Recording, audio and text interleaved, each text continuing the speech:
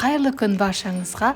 Бүгін дәл осындай өте дәмді песочный тестодан жасалатын өте керемет рогальки дайындайтын боламыз. Соңына дейін тамашалаңыздар. Міндетті түрде ұнымызды електен өткізіп, бізге бөлме температурасындағы сары май қажет болады. Барлығының мөлшерін астында қалдыратын боламын. Енді кезекте кішкене қасықпен жарты қасық қопсытқыш қосамыз.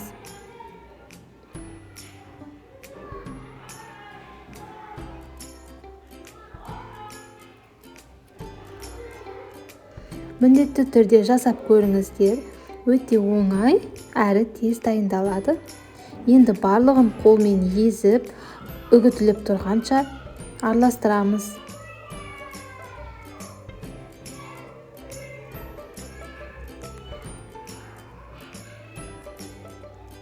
Дәл осындай үгітіліп тұру керек. Сонда біздің қамырымыз піскен кезде де керемет үгітіліп шығады.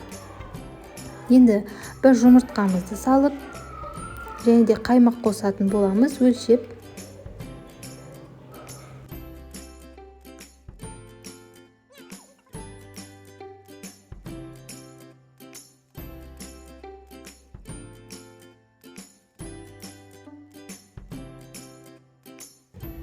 Барлығын қосып болған соң, қолымызбен араластырып, қамыр жасайтын боламыз.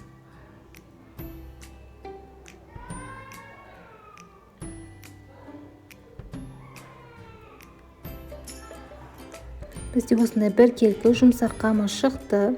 Енді бұның бетін пленкамен жауып, 1 сағатқа тоңазытқышқа салып қоямыз.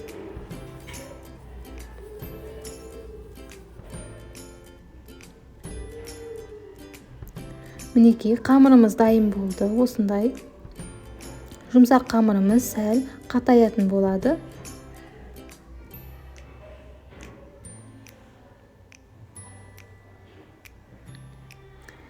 Қамырымызды 3 бөлікке бөліп аламыз. Бұл өзімізге ыңғайлы болу үшін. Бөлінген қамырды осылай бір-бірлеп жайып аламыз. Онды көп қосуға болмайды, тек қана аз-аздан жабысып қалмас үшін.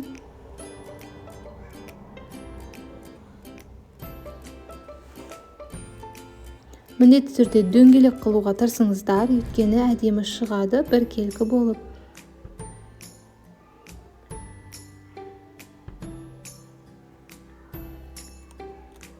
Мінекей осындай қалыңдықта. Енді оны кесіп шығатын боламыз.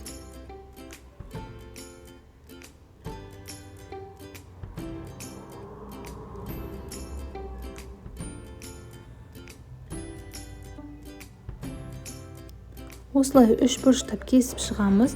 Енді ішіне өздеріңіз қалаған начинканы саласыздар. Мен шоколад салдым. Ішіне қалаған жем, варенье, тіпті жемістер де салсаңыздар болады. Енді дәл осылай екі шетін басып тұрып, орап аламыз. Барлығын осылай орап шығамыз.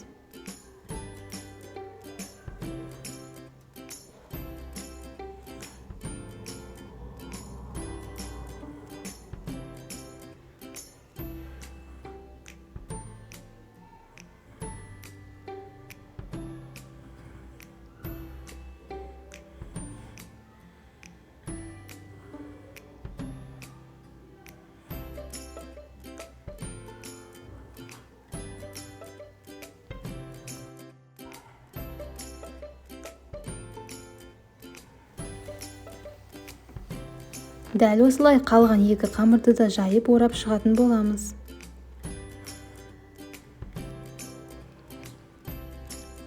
Осы кезде пешімізді қыздырып қоямыз. Табамыздың астын майлап, барлығын бір келкі аршақ орналастырып саламыз. Бетіне ештеңе жақпай, 200 градуста қызарғанша пешке салып аламыз. Мінекей осындай пешке саламыз. Енді міндетті түрде суытуымыз қажет.